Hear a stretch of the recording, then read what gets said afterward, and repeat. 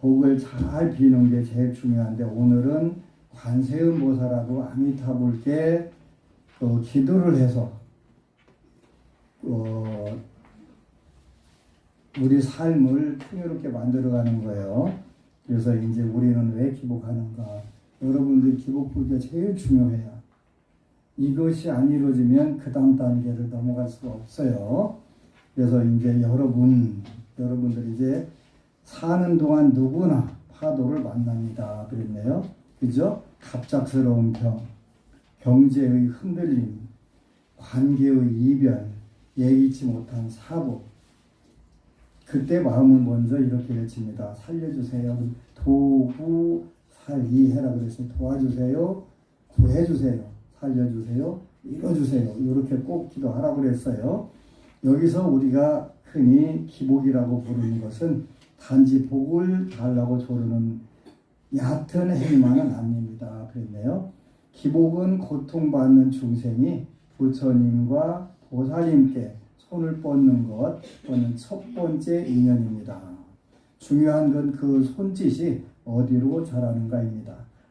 오늘은 관세음보살과 아미타불 신앙을 통해 기복은 어떻게 보리심으로 진화하는지를 살펴보겠습니다. 위기의 순간에 관세음보살, 불안한 삶의 방향엔 아미타불, 그리고 그 끝은 보리심입니다. 그랬네, 그죠? 그 관세음보살님은 여러분들이 아는 관세음보살 보문품, 법화경이라고 하는 묘법 연화경이라고 하는 경전의 제25품이 관세음보살 보문품이에요.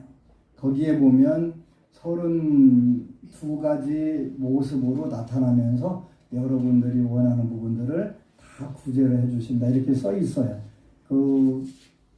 그렇게 말로만 한 게 아니라 진짜로 그런 거예요. 진짜로 그런 거예요. 그렇게 고려되어 있고, 여러분들이 제일 많이 읽는 천수경에도 10가지 대원을 세워서 전부 다 구제를 해주신다고 했으니까 여러분들이 거기에 대해서 믿음으로 따라가는 게 제일 중요한 부분들이에요. 그래서 계속 오늘 독송한 부분들은 믿음하고 계행으로 가야 된다, 이렇게 써 있었어요.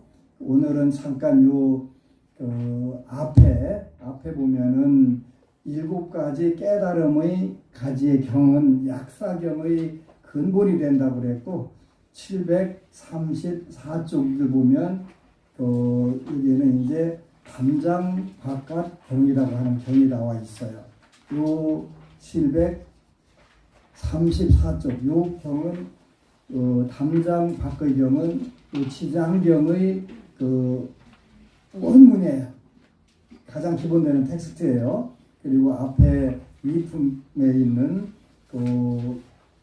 7가지 깨달음의 가지경, 요거는 약사경, 중림원에서 하셨던 그 본문이거든요. 그래서 오늘은 734쪽 담장 밖의 경을 송출하오니, 부처님께서 칠불sve법이라고 7가지 망하지 않고 영원히 잘 가는 법, 요걸 말씀하셨는데, 여기에서도 조상님들께 제사를 잘 지내라 이렇게 했어요. 그래서 이제 이거는 조상님들께 공양을 올려서 해탈하게 해주는 거예요. 우리 속담에 선무당이 사람 잡는다, 이런 소리가 있는데 굉장히 조심해야 돼요.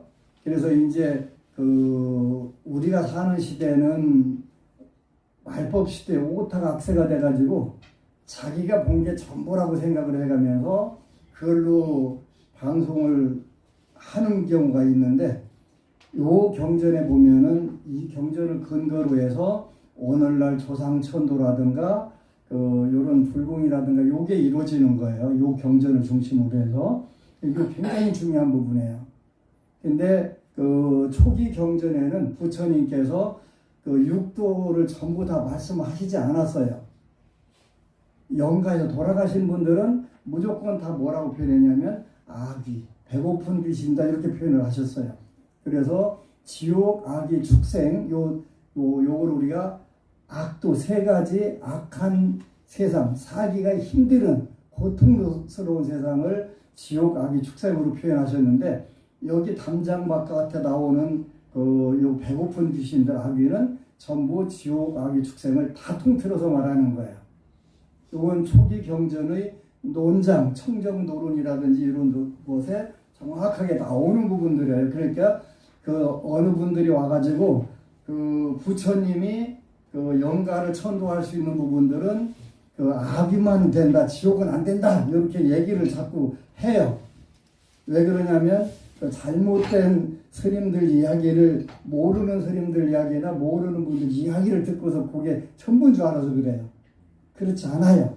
부처님 법은 육도 지옥, 악의 축생뿐만 아니라 천상, 인간, 아수라를 다 구제를 하실 수 있기 때문에 지옥 중생은 안 되고 축생도 안 되고 악이만 된다, 자꾸 이렇게 해가지고 불교를 회부를 하는 경우들이 있어요.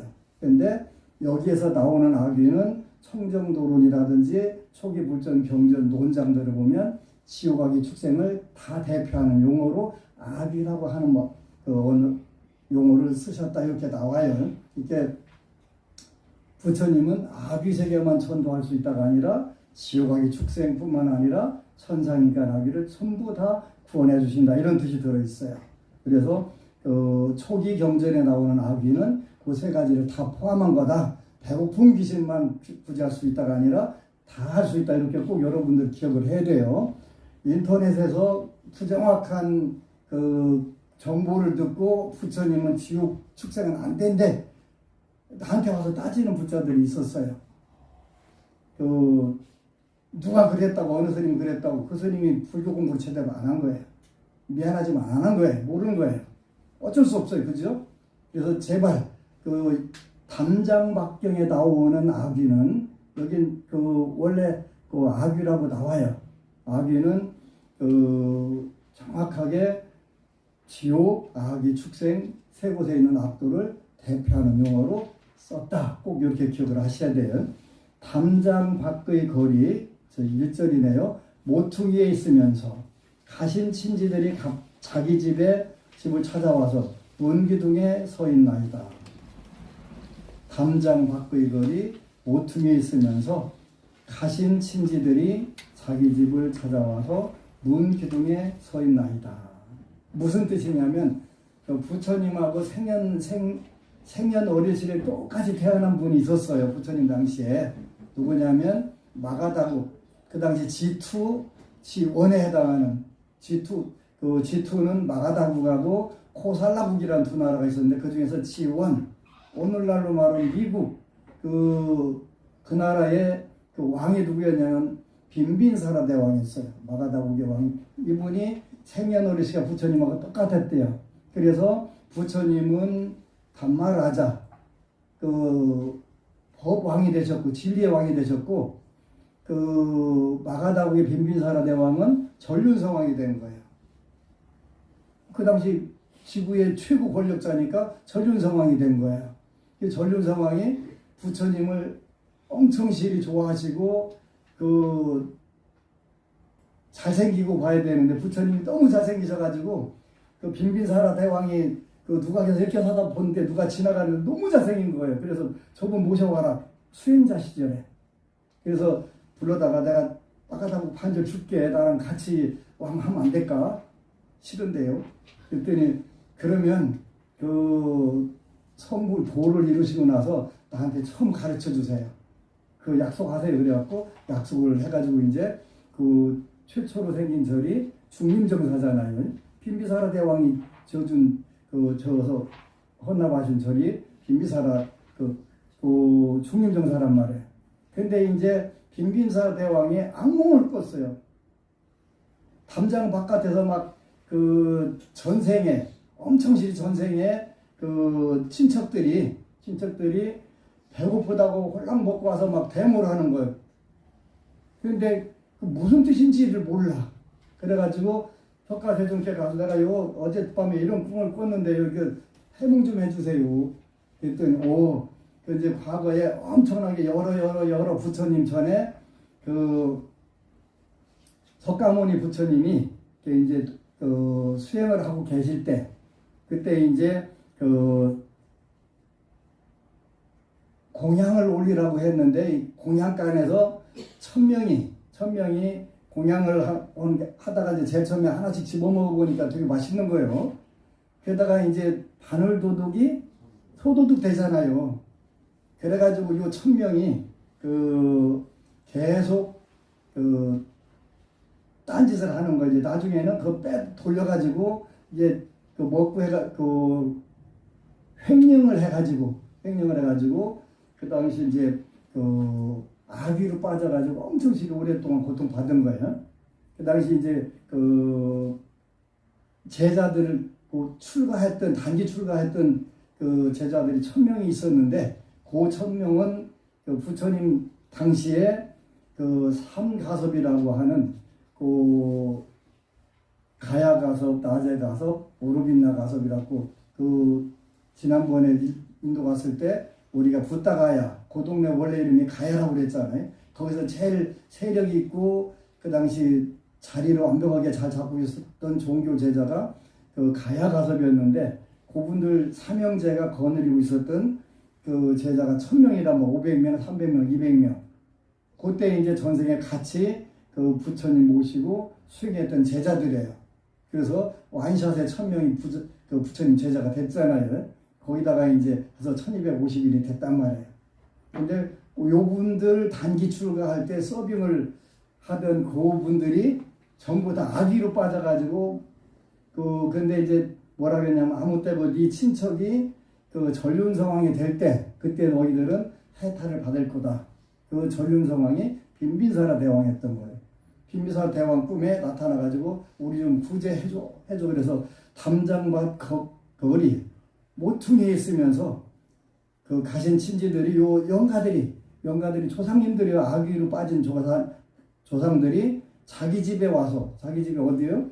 빈빈사라 대왕의 궁전이요. 거기 와서 문 기둥에 서 있어. 근데 우리는 몰랐어. 빈빈사라 대왕도 몰랐어. 그래서 여러 가지 음식과 많은 음료를 차렸으나 무사람들이, 중생들의 업으로 인해 아무도 그 영가들을 알아채지 못하나이다. 몰라.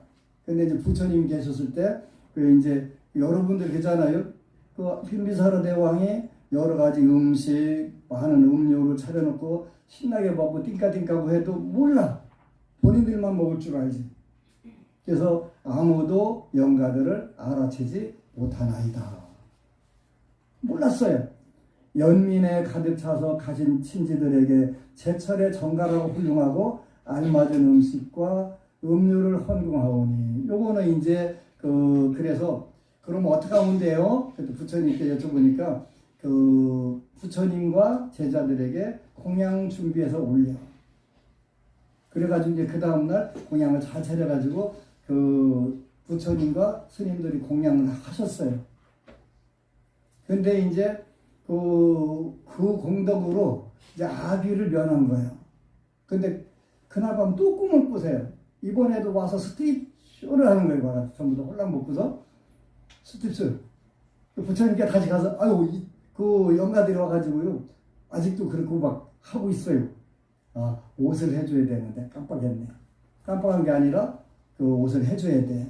그래서 이제 어떻게 하면 돼요? 부처님하고 부처님 제자들에게 가사를 공양을 올려요. 남방에 가면 스님들 찾아갈 때 여러분들이 가사 사다가 전부 다 올려요. 남방은 가사가 이게 옷 겸, 또 잠잘 때는 이불 겸, 아주 겸사겸사하니까 추니까 또 말고 이렇게 하게 아주 좋게 만들어주세요. 우리나라는 가사를 폼생폼사로 만들어놨고, 대승불교는 폼생폼사예요. 그래서 요거 가지고 이불도 하고 뭣도 하고 옷도 하고 하기 힘들어. 근데 남방은 그 하나로 그냥 다 해결을 해요. 그렇게 해서 이제 부처님께 가사 공양을 올리고, 스님들 가사 공양 올렸더니 이제 그 다음날은 잠자니까 이제 전부 다 빠이빠이 너무너무 고마워. 천상으로 막바로 아기 세계에서 지옥 아기 축생의 세계에 있던 그 영가들이 천상으로 점프를 해서 다 가서 태어나신 거예요. 여기에서 이제 공양은 연민에 가득 차서 가신 친지들에게 제철에 정갈하고 훌륭하고 알맞은 음식과 음료를 헌공하오니 공양 오래 썼단 말이에요. 가신 친지들을 위한 것이니 친지들께서는 행복하소서. 이제 오늘날도 부처님께 먼저 공양을 이렇게 올리는 거예요. 부처님께 올리고 천신들께 올리고 그 공양물로 내려가지고 헌공을 하는 거예요. 영가들이 되실 수 있도록 먼저 부처님께 공덕을 지어서 하게 되고 가신 친지들을 위한 것이니 친지들께서는 행복하소서. 불보살님들이 가피를 통해서 조상님들이 흠양을 하는 거예요. 여기에 모여 친지의 가신님들도 함께 했으니 풍요로운 음식의 성찬의 진실로 기뻐하소서. 이렇게 이제 또 음식을 받고 또 옷을 받고 천상으로 싹 갔어요. 우리 어느 거부님이 그 친정 어머니가 꿈을 꾸셨대요. 몇 년간 계속 죽은 여동생이 나 춥고 배고파 하는데 무슨 뜻인지를 몰라. 왜 모르냐면 그분들은 불교를 믿는 게 아니라 타종교를 믿었고 또 타종교의 성직자의 따님이셨기 때문에 그런 이치를 몰랐던 거예요. 춥고 배고파. 그런데 이제 어느 날 이 법우님이 안심정사 와서 수요 제소불공을 입제하고부터는 이제 어느 날 치장경을 1년에 200독씩 읽는데 그 법우님이 꿈을 꿨대요. 대화를 하는 거예요. 영가하고 대화를 하는 경우가 드무른데 어느 날부터 밥하고 음식하고 옷이 생겼어. 그래서 안 배고파. 그리고 춥고 배고파는 깜깜하고 춥고 배고픈데 했는데 어느 날부터 꽃이 만발한 그런 세계에서 흔들의자 타고 여유롭게 이렇게 하는 모습을 정확하게 본 거예요. 음식이 종종 생기고 옷도 생기고 그 법우님이 공양도 잘 올리고 기도도 잘하고 잘해요. 본인이 그걸 다 보고 그렇게 이제 일단 돌아가신 분이 해탈 성부를 받은 거예요. 이제 여기서부터 우리가 얻었으니 이제 조상님들이 우리가 얻었으니 요건 조상들이 하신 거예요. 천상에 올라가면서 우리의 친지들은 오래 살리라. 우리에게 헌공했으니 시주에게 과보가 없지 않을 과보가 많을 거다. 이렇게 축원을 해주는 거예요. 천상에 올라가면서 그 자손들에게 헌공한 빈빈사라 대왕과 그분들에게 이렇게 축원을 하는 거예요. 우리가 헌공을 받고 해탈받았다. 우리가 얻었으니 우리 친지들은 오래 살리라. 우리에게 헌공했으니 시주에게 우리한테 베풀어준 그 주인공들이 과보가 없지 않으리라. 과보가 많으리라 이런 뜻이에요. 가신님들이 사는 곳 거기에는 농사도 없고 목축도 없고 장사도 없고 황금의 거래도 없이 보시 받은 것으로 연명하나니 인간의 세계 빼놓고는 오도가 전부 다 이렇게 되어 있어요. 그 천상계를 가도 농사도 없고 목축도 없고 장사도 없고 황금 거래도 없고 어떻게 돼요? 보시 받은 것으로만 살아간다 이렇게 되어 있는 거예요. 그렇게 여러분들이 여기다 공양 잘 올리는 게 뭐예요? 그 돌아가신 분들에게 보시 공양 올리는 거예요. 그것만 받는 거예요. 내가 예를 들었잖아요. 영가들이 여러분 살아있는 분들이 알코올 중독자들이 있어요. 요즘은 알코올 의존증이라고 표현하는데 그런 알코올 중독자들이 의존증 환자들이 있어요. 못 끊어요. 그런데 가만히 살펴보니까 여기에 왜 그걸 못 끊지 했더니 영가들의 작용이 있을 수가 있어요. 술을 잘 먹고 술로 돌아가셨거나 술에 문제가 돼 있던 분들이 영파가 연결이 되면 살아있는 사람 중에 그분하고 인연이 많은 분이 알코올 의존증에 걸려요. 계속 술 마시는 거예요. 30 몇 년 전에 거기 알코올 의존증 거부가 있는데 어떻게 끊지? 별의별 해도 안 돼요. 그래서 기도하다가 찾은 게 야, 영단에다가, 야, 산신전에다가 소주 박스 좀 갖다 올려. 대병으로 큰 거 올려. 그거 했더니 어느 날 술 끊어버린 거예요. 알코올 중독자들은 이렇게 하면 수월하게 끝내. 그걸 내가 찾아낸 거예요. 그래서, 근데 내가 술을 끊었는데 술 올리는 술들이 많아가지고, 그 참, 또 불공평한 것 같아. 근데 부산에 있는 어느 법원님도 결혼한 동안 34년 동안 하여튼 결혼한 날부터 그날부터 하루에 소주 3병을 2억짜리 3병을 마셔야 그분들 용어로는 까야 이렇게 잠을 자는데 34년 동안. 근데 어느 날부터 그 부인 보고 이렇게 이제 2011년도 3월 달에 방송 나가고서 제일 먼저 태워온 법원가 있어요. 나 어떻게 사느냐고 물어보려고 온 거야. 근데 그 어느 날 남편분이 가서 법원 스님께 감사 인사드려. 왜요? 그랬더니 요즘 나 몰라?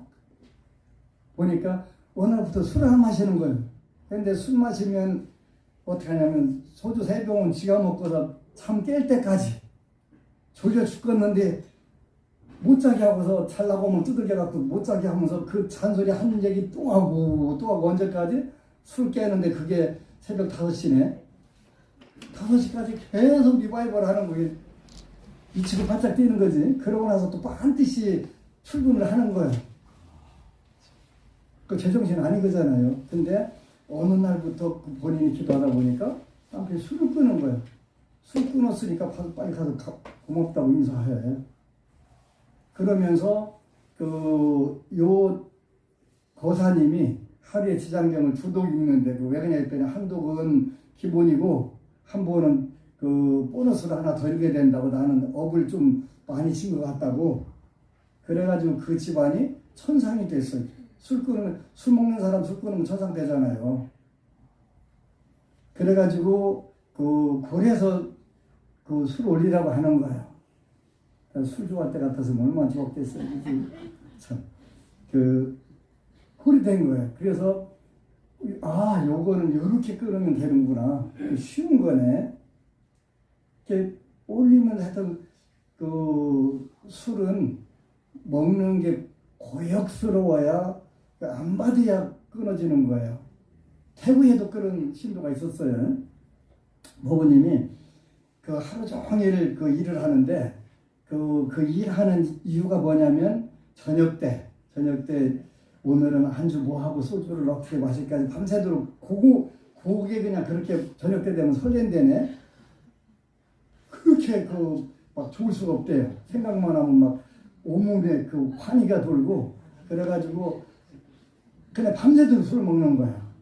근데 지장 기도를 하다 보니까 어느 날부터 술이 안 받아보면서 안 받는 거예요. 그래서 술을 끊었어요. 끊었는데 거기 와서 이제 자기네 가게 와서 술 먹는 사람들 보니까 정말 힘들더래요. 왜냐 했더니 먹고서 한 얘기 또 하고 하는데 내가 평생을 저랬을 거 아니야. 그때 그 생각도 하니까 정말 소름 끼치더래요.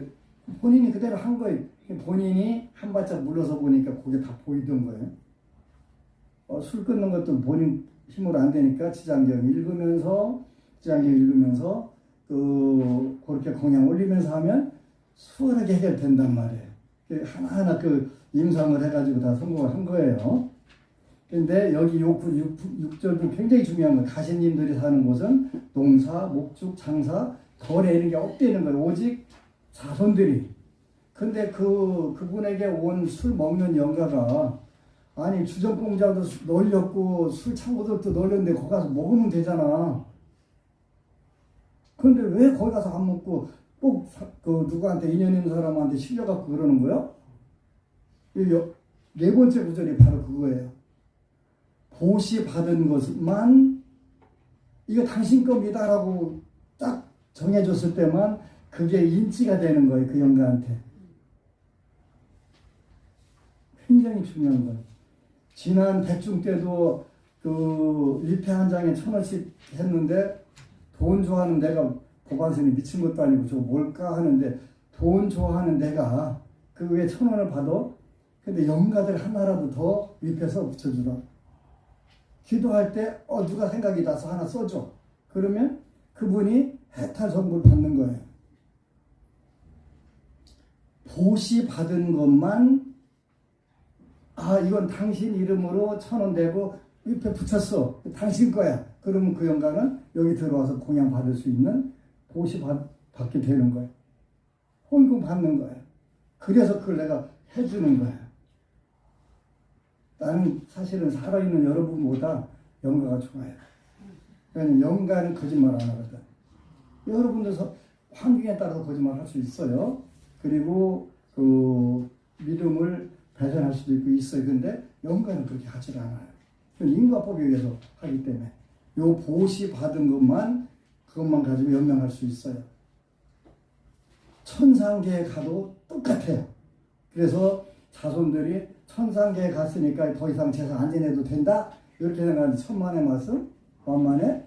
뭐 콩떡이든 팥떡이든 시루떡이든 떡이 안 돼요. 천상에 가 있는 분들은 그 에너지가 더 필요하고 비용이 더 필요해. 왜? 좋은 세계에서 살려면 비용이 훨씬 많이 들어가잖아요. 그러니까 자손이 공양을 올려주는 게 굉장히 필요한 거예요. 훨씬 더 많이 필요한 거예요. 이거 무시하면 안 돼요. 몰라서 그래요. 언제까지? 정거천에 올라갈 때까지. 천상계는 정거천에 올라가면 윤회가 거기서 끝나요. 무열천, 무본천, 선연천, 선견천, 색구경천 여기까지 올라갈 때까지는 계속 여러분들이 공양을 올려줘야 돼요. 그러면 오정거천에 들어가면 거기서 아라한이 되거나 그 색구경천 위에 그 미름정토라고 극락세계로 가는 거예요. 정확하게 알아야 돼요. 그래서 그 천상계에 올라갔으니까 윤회가 끝났다? 아니에요. 천상계는 윤회를 끝난 것이 아니라고 하셨잖아요. 부처님께서.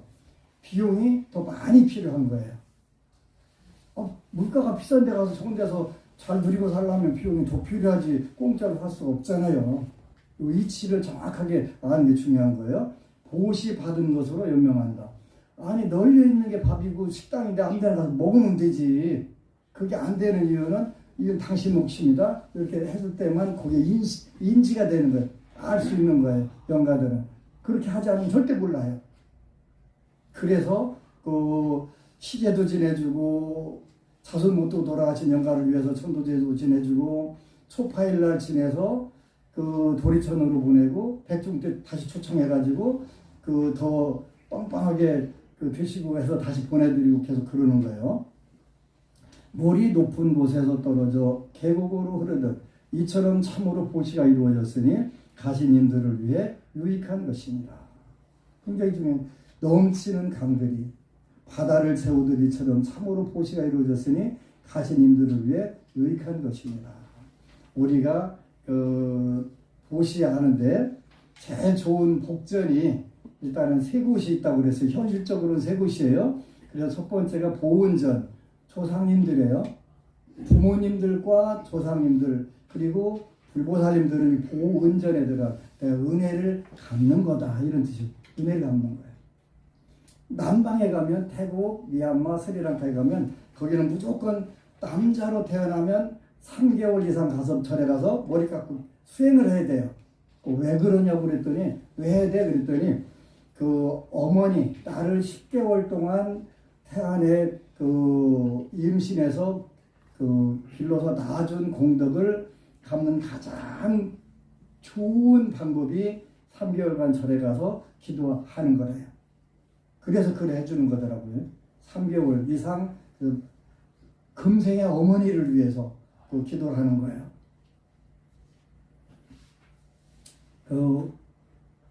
바로 보은전, 부모 조상님들 그리고 불보살님들 이분들은 은혜의 복발세예요. 우리는 지금 제일 그 중요한 부분들을 잃어가고 있어요. 보은전이라고 하는 그 복의 밭을 철저하게 황폐하게 만들고 있어요. 부모 그냥 돈 좀 벌어놨으면 빨리 가시지. 누가 조사를 해봤나 봐요. 조사를 했는데 부모가 몇 살 때 죽으면 제일 좋까? 했더니 돈 많이 벌어놓고 쓰기 전에 63세에 죽으면 제일 좋겠다. 이렇게 앙케이트 조사가 나와 있더라고요. 한국에서. 쓰지 말고 벌어놓고 그냥 그대로 놓고 빨리 가시라고. 보훈전. 부모님들 철저하게 그 보훈전 복받, 조상님들 제사철폐, 또 조상들 묘 파갖고 전부 다 없애는 거, 이게 전부 다 복전, 보훈전을 황폐하게 만드는 작업이에요. 굉장히 조심해야 돼요. 두 번째가 공덕전이에요. 공덕전은 스승과 불보살님들, 요분들을 말하는 거예요. 공덕전. 공덕이 제일 큰 쪽으로 되는 거예요. 공덕이 제일 큰 쪽으로. 그 다음에 세 번째가 빈궁전이라고 그랬죠. 나보다 어렵고 힘들게 사는 사람들을 위해서 하는 거. 그래서 이제 안심정사에는 새해도 그 세 곳을 지원을 할 거예요. 그래서 어제 이제 일단은 하여튼 초코바라는 게 있어요. 초코바. 초코파이라는 게 있고 초코바가 있는데 초코바는 비싸요. 하여튼 그 비과세 가격으로 사도 하나에 500원씩이 돼. 그거를 44,000개를 살라고 했더니 금액이 4,300만 원 들어가대. 4,300만 원. 한 박스에 10만 원씩이에요. 한 박스에. 192개가 들어가 있는데 그게 10만 원이에요. 정확하게 96,000 얼마인가 돼요.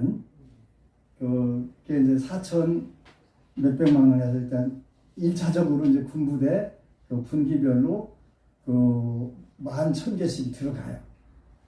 그리고 지난해까지는 그 준법센터라고 지금 이름이 바뀌었는데 옛날에는 보호관찰소라고 했고 그전에는 갱생보호소라고 했어요.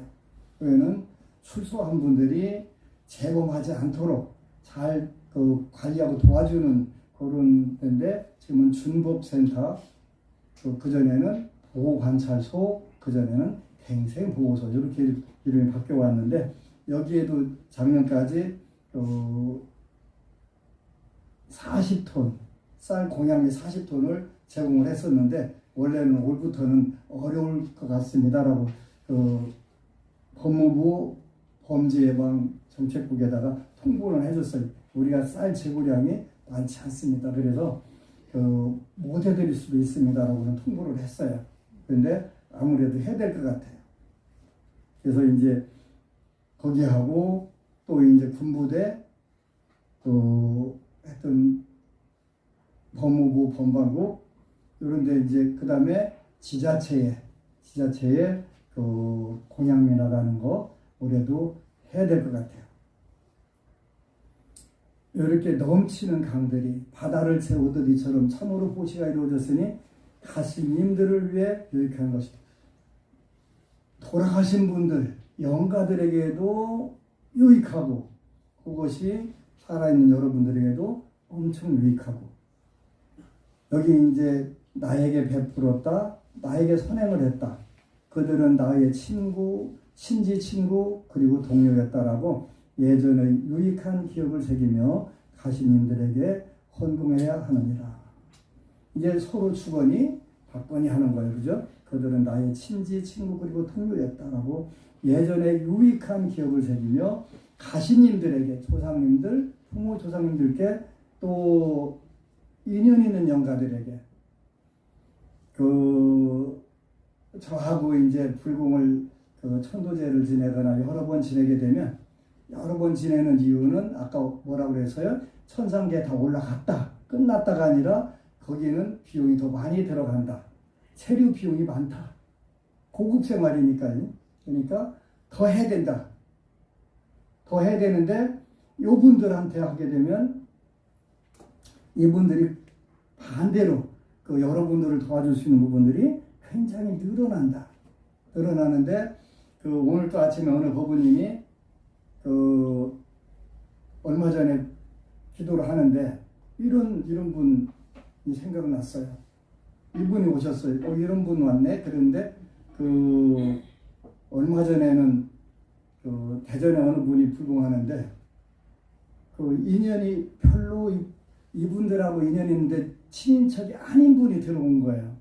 그래서 야, 친인척이 아닌 분인데 타종교인인데 들어왔어. 그랬더니 이분도 영이 굉장히 밝아요. 집에서 출발하는데 그 생각나는 분이 하나 떠오르는 거예요. 근데 이제 그 대학병원에서 법당이 있는데 이분은 그 자식 새끼들 때문에 그 의인간들이 절에를 못 가게 해갖고 절에를 못 가고 교회를 끌려다니는데 그 노보살님이 이분은 그 대학병원 법당에 있는데 와서 동지 때 팥죽 도자 다 써서 공양을 올리고 초파일 때 떡에서 다 나눠주고 어느 날은 병원에 와가지고 일하고 거기 힘든 분들 막 떡이고 또 빵이고 우유랑 한 보따리 싸서 나눠주더라는 거예요.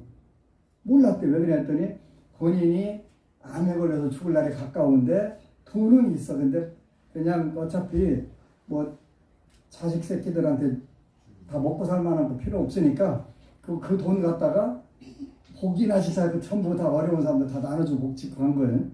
처음에는 저 왜 그래요? 그랬는데 그 언제까지 산다라고 이야기를 받았대. 그래갖고 했대. 근데 그 영가가 들어온 거예요. 죄를 지내는데. 그 영가 들어온 거예요. 그랬더라 그랬더니 이런 영가가 따로 그 생각이 나대요. 그랬더니 들어왔어. 그랬더니 근데 이제 본인은 평생 절에 원래 댕겼는데 자식 새끼들이 교회 댕기다 보니까 철회를 못 가게 해가지고 그래도 봉사활동 하러 와서 절에 와가지고 그 팥죽 써주고 그 초파일날 떡 같은 거 해주고 다 해주고 이렇게 했는데 결국은 이제 그 지인 따라와가지고 해타 선고를 받으러 온 거예요. 스님 그거 어떻게 알아요? 나는 아는 방법이 있는데 내가 어떻게 알았다 해도 일러줘도 어차피 여러분들은 몰라요. 네. 타종교인들이나 이런 분들이 오면요 저한테 표시를 해줘요. 나 앉아서 천천히 먹으면 안 될까요? 그래 그렇게 먹어. 그 옛날에 한 번은 어쩌다 보니까 그 해군 아저씨들이 잔뜩 들어왔어. 그래서 뭐요? 이분들 누구예요? 물어봤더니 본인 그 종조 할아버지는 할아버지의 형제를 종조 할아버지라고 그래요. 근데 그분이 구세군인가 뭐 여기 높은 사람이었대요. 그분들 뭐 이렇게 다 모르는데 그 뭐 연말에 딸랑딸랑 치고 있을 때 보면은 그 군인처럼 이렇게 됐잖아요. 단체로 들어왔어. 그래서 왜 단체예요? 그랬더니 좀 높은 사람이었대. 그래갖고 자기 밑에 있는 사람들 완전 다 데리고 갔고 내가 연구를 하는데 딸꾹질이 갑자기 나. 그래서 뭐요? 그랬더니 왜 딸꾹질 나요? 음식 도둑질해 먹으면 딸꾹질 하잖아요. 급히 먹다가 앉아서 편하게 드세요. 굉장히 중요한 거예요. 나의 친지, 친구, 동료였다. 예전에 유익한 기억을 새기며 가신님들에게 헌금해야 된다. 여러분들에게 헌금하는 자세 나온 거예요. 올려가면서 씹고 해가면서 공양 올리면 안 돼요. 그 영가들이 여러분들이 음식을 아무리 잘 차려내도 안 들어가는 경우가 있어요. 음식 차릴 때 불평불만을 얘기하고 씹고 하면 영가들이 불편해서 안 들어와요. 굶고 말지까지. 그지? 왜? 그 음식으로 체크하는 게 아니라 여러분들이 어떤 마음으로 그 음식을 차렸냐, 그게 훨씬 중요해요. 기쁜 마음으로 하게 되면 가시님들에게 유익한 기억을 새기며 하라고 그래서 고마운 마음을 갖고 하라는 뜻이에요. 그죠? 나 귀찮아 죽겠는데 왜 자꾸 지내라고 시달려? 이렇게 하면 안 돼. 중요한 거. 이처럼 친지들이 서 있는데 울거나 슬퍼하거나 달리 비탄에 잠기는 것은 헛되니 가시님들을 위한 것이 아닐지니라. 여러분들이 하면 안 되는 건데 울거나 슬퍼하거나 달리 비탄에 잠기는 것은 아무 쓸모 없다. 그럼 어떻게 해야 된다? 가시님들을 위한 것이 아니니까 유익한 기억을 해가면서 가시님들에게 헌금해야 한다. 그 다음 장 738쪽에 그대가 바친 이 헌금은 참모임에 의해 잘 보존되었으니 오랜 세월 그것이 축복한다면 반드시 그들에게 유익할 것이니라. 그대가 바친 이 헌금은 참모임의 승가에 의해 잘 보존되었으니 오랜 세월 그것이 축복한다면 반드시 그들에게 유익한 것일지니라. 신지들에 대한 의무가 실현되었고, 여기는 이제 부처님께서는 신지들에 대한 보훈전이면서 여기 의무라고 표현을 하셨네요. 의무가 실현되면 되었고, 가시님들을 위한 훌륭한 헌공이 이루어지니 수행승들에게 크나큰 힘이 부여되고 그대들에 의해서 적지 않은 공덕이 생겼나니라. 그래서 일요일날 우리는 떡을 보면 제사를 지낸다.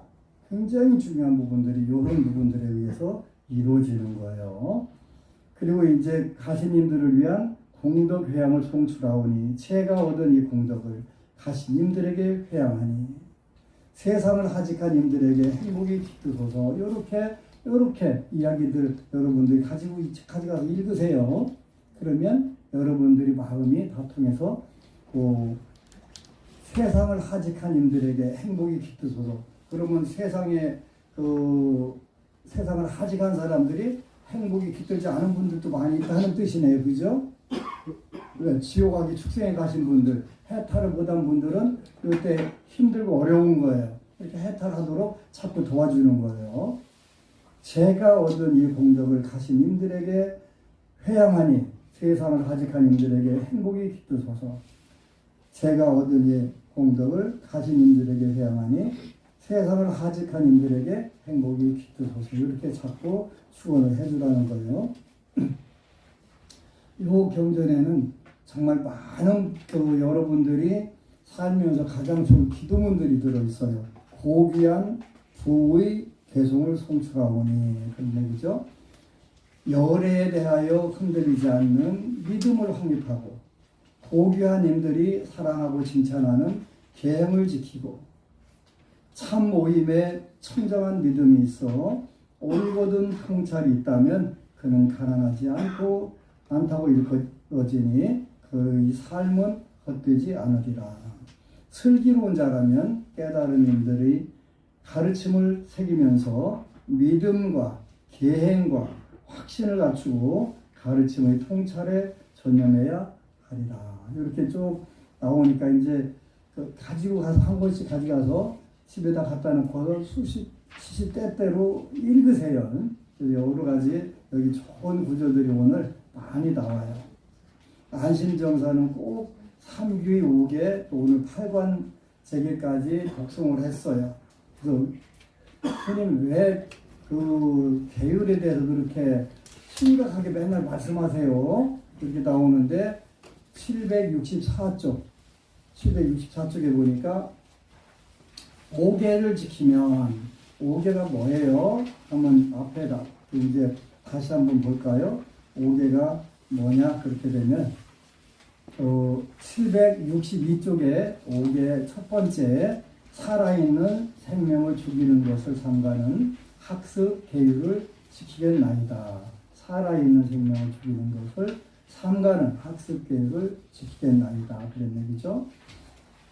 두 번째는 18절 주지 않은 것을 빼앗는 것을 삼가는 학습 계율을 지키겠나이다. 불투도 그래. 도둑질하지 않겠다 그런 뜻이에요.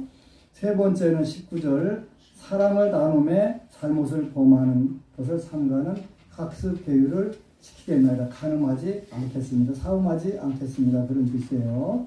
20절 어리석은 거짓말하는 것을 삼가는 학습 계율을 지키겠습니다. 거짓말은 어리석은 거라고 써있네요. 어리석은 거짓말하는 것을 삼가는 학습 계율을 지키겠나이다.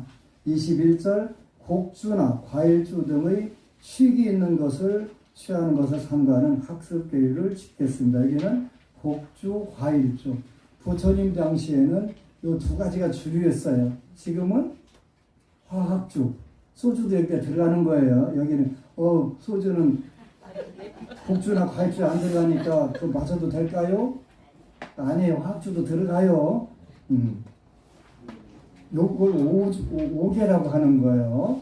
근데 23절에 보니까 5가지 학습 계율은 이러하니 계행으로 행복한 운명을 얻고 계행으로 소유의 향유를 성취하고 여러분들이 소유한 것을 잘 누리고 사는 걸 향유라고 하는 거예요. 여러분들이 그러니까 주라고 준비해놓고 하나도 못 쓰고 꼴까닥 하는 분들 많이 있지요. 정말 안타까운 거예요. 그렇게 여러분 살만 하니까 어떻게 된다고 그랬어요? 살만 하니까 병들어서 죽어버리네. 그런 소유를 제대로 향유 누리지 못한 거예요. 굉장히 중요한 거예요. 계행으로 정멸에 도달하니 그러므로 계행을 닦아야겠습니다. 우리가 계율을 지키면 행복해지고 계율을 지키면 풍요로워진다고 지난번에 수계식 때 얘기를 했어요. 그죠? 이거 똑같은 거예요. 계행으로 행복해지고 행복한 운명을 얻게 된다고 그랬어요. 금생만 아니고 다음 생까지. 다음 생도. 그 다음 생도 세세생은 그런다고 했어요. 계행으로 풍요로워진다고 그랬잖아요. 그죠? 소유의 향유를 성취하고 가진 걸 가지고 풍요롭게 잘 누리고 산다 이런 뜻이에요. 계율로 행복해지고 계율로 풍요로워지고 요건 이제 원뜻은 이렇게 계행으로 행복한 운명을 얻고 행복으로 계행으로 소유의 향유를 성취하고 이해하기 좀 어려운데 그냥 쉽게 표현하면 계행으로 행복해지고 계행으로 풍요로워진다 이렇게 이해하시면 돼요. 소유를 향유하게 되고 뭔 뜻인가? 요 쓰신 분이 그 학자이기 때문에 이렇게 그 원어를 그냥 그대로 세레나 수가띵 얀띠 해갖고 이렇게 그대로 직역에 가깝게 하셔갖고 이렇게 하셨어요. 그래서 이렇게 전부 다 하나씩 여러분 뭐 하면 좋겠죠. 근본적으로 이제 768쪽에 보니까 여기 세상의 주제자 불교를 잘못 이해해갖고 불교는 무신론이래 이렇게 표현하는데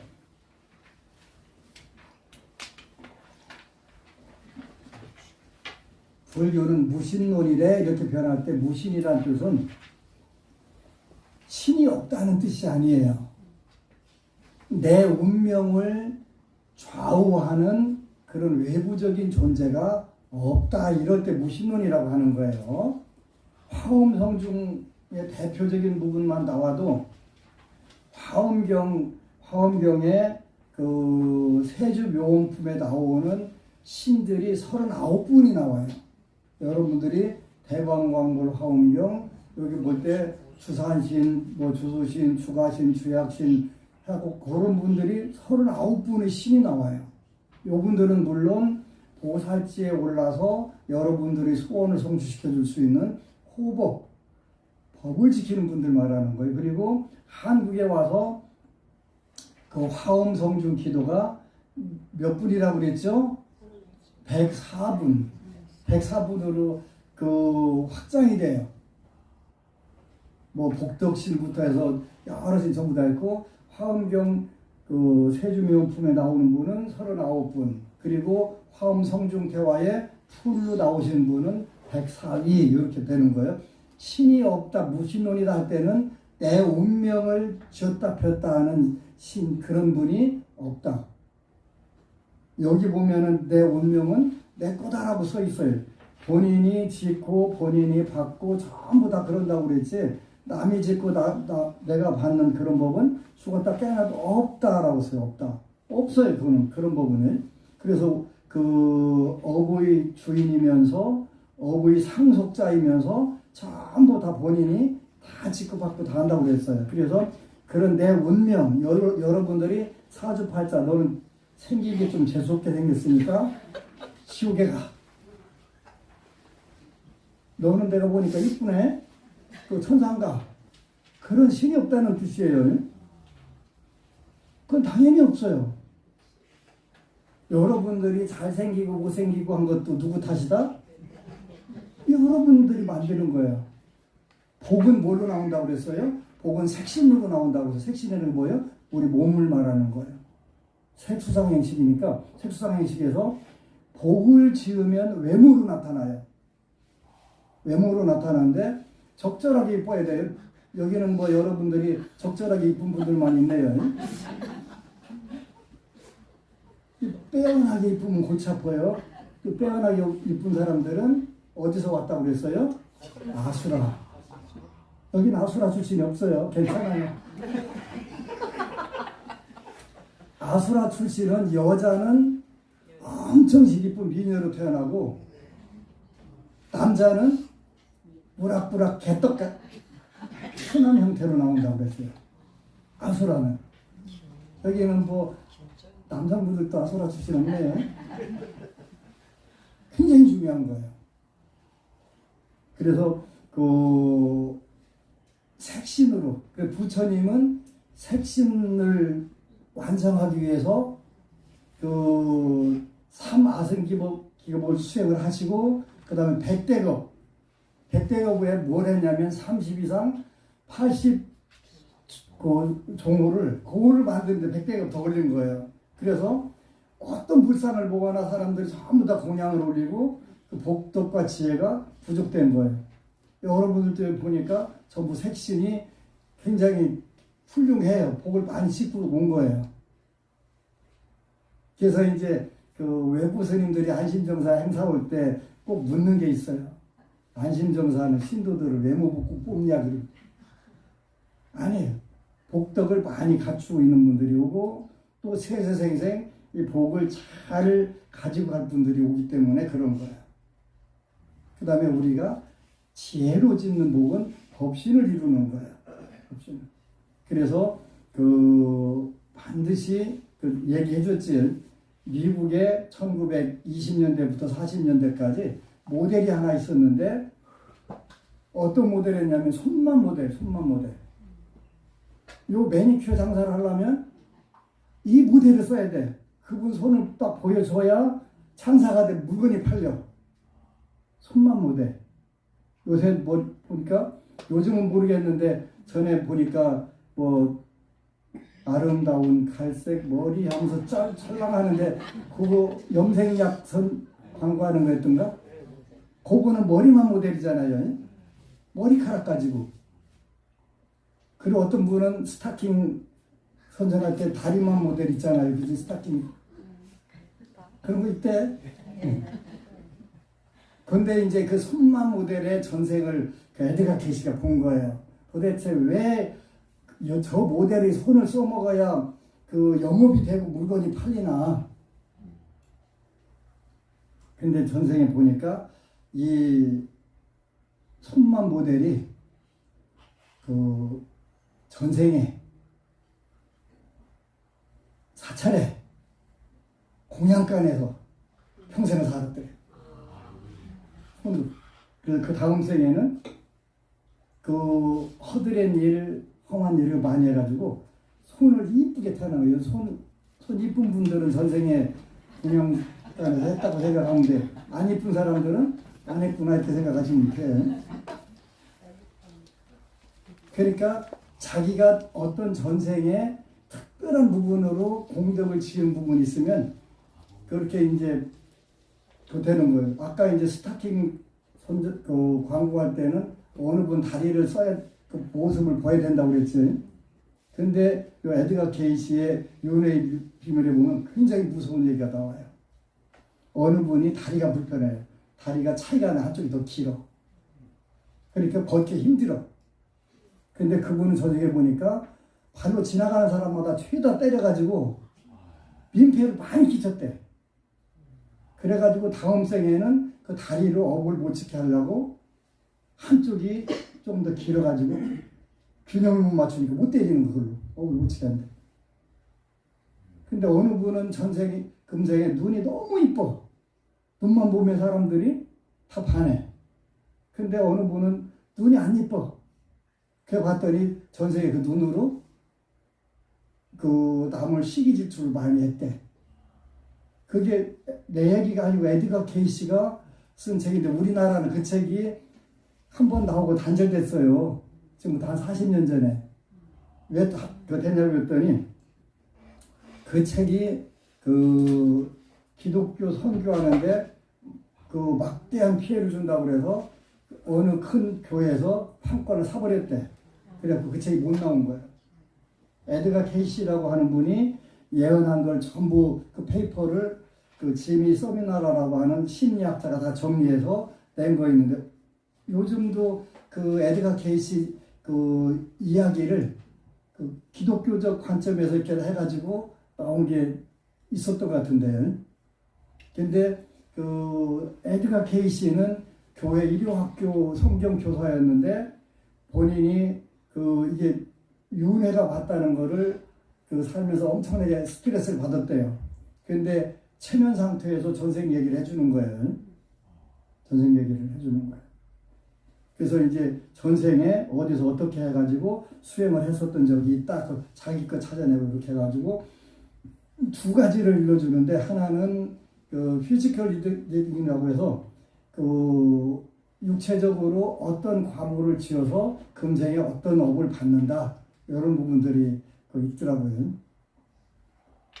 그래서 이제 거 읽어보면 참 재밌는 게 많아요. 그리고 우리가 기도할 때 써먹을 수 있는 게 굉장히 많아요. 그리고 또 하나는 라이프 리딩이라고 해서 계속 윤회하는 거.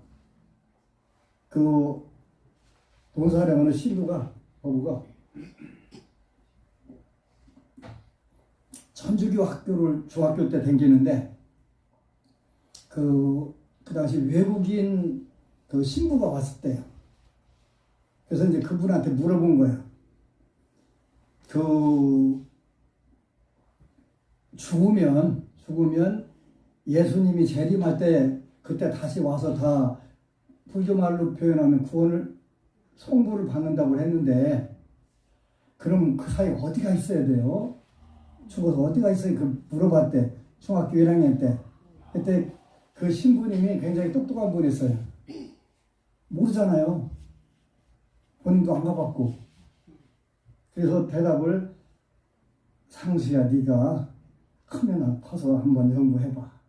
그리고 어떤 닭표 오리발로 싹 잘 빠져나가는 거야. 뭐라고 하겠어, 그지? 방법이 두 가지가 있어. 육박절 이 새끼야. 그 공부를 열심히 하지. 그럼 어떻게 뭘 그런 거 신경 써? 공부나 요 이렇게 할 수도 있고 하는데 이분은 굉장히 점잖하게 네가 커서 좀 더 자세히 알아보면 안 될까? 그러고서 싹 빠져나간 거예요. 미꾸라지 말고 잘 빠져나가신 거예요. 정답이지. 그때 그 얘기밖에 해줄 게 없잖아요. 어디 가서 못 몰라요? 여러분도 모르지. 내가 가르쳐 줄게요. 에드가 케이시라고 하는 분이 보니까 여러분들처럼 현재 이렇게 좋은 복을 누리고 있는 사람들은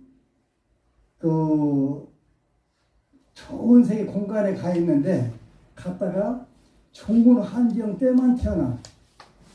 좋은 환경 때만. 그래서 프랑스 루이 13세 때 태어났던 사람들은 미국의 1990년대 중반에 가서 태어나고 그 사람들이 어느 시대에 그 전성기 때 태어났고 전성기 좋은 시대 때 태어났던 사람들은 단체로 그쪽으로 댕기는 거예요.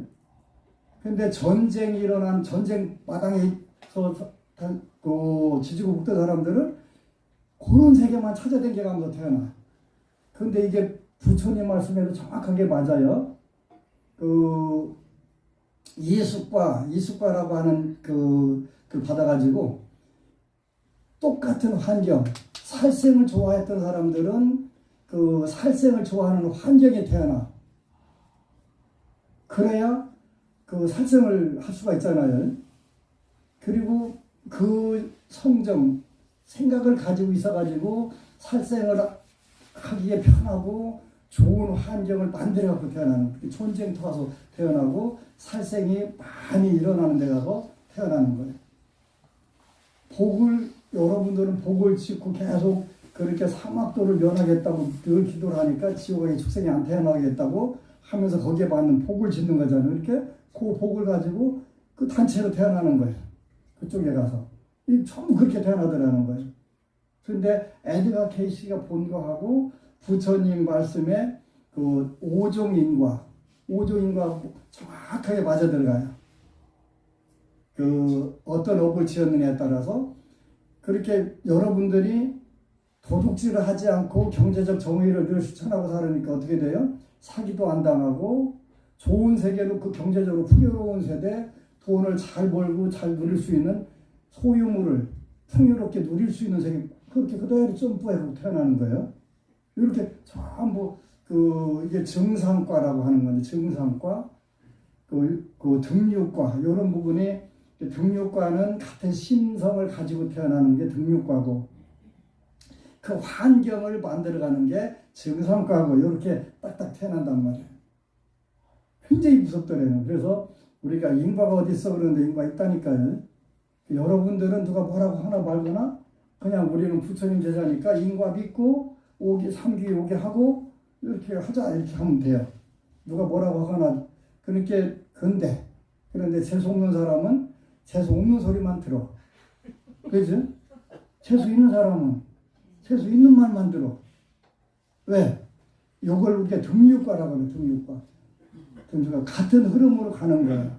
끼리끼리 모인다. 그게 그런 뜻이에요. 복 있는 사람들은 복 있는 사람 복을 지려고 노력을 하고, 그게 싫은 사람들이 있어. 복 짓는 게 그냥 그 사람들끼리 가. 그러면서 어떻게 하면 저 인간 복 못 지게 하지?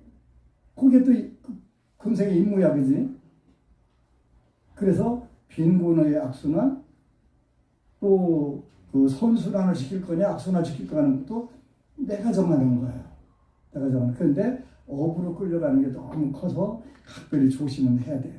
그래서 오늘 보니까 하여간 예경지송 가져가서 이런 부분들 하나하나 이제 이렇게 하게 되면 여러분들 너무 좋아지겠죠. 그래서 금생뿐만 아니라 세세생생 좋아지는 방법들이 들어있으니까 가지고 가셔서 많이 공부하고 이렇게 하도록 하세요. 그래서 이제 오늘은 단장박경, 지장경의 근본 부처님께서 말씀하셨던 그 부분을 오늘 다시 짚어봤어요. 그래서 초기 불교에서 나오는 악이라고 하는 것은 지옥악의 축생을 다 포함한 거다.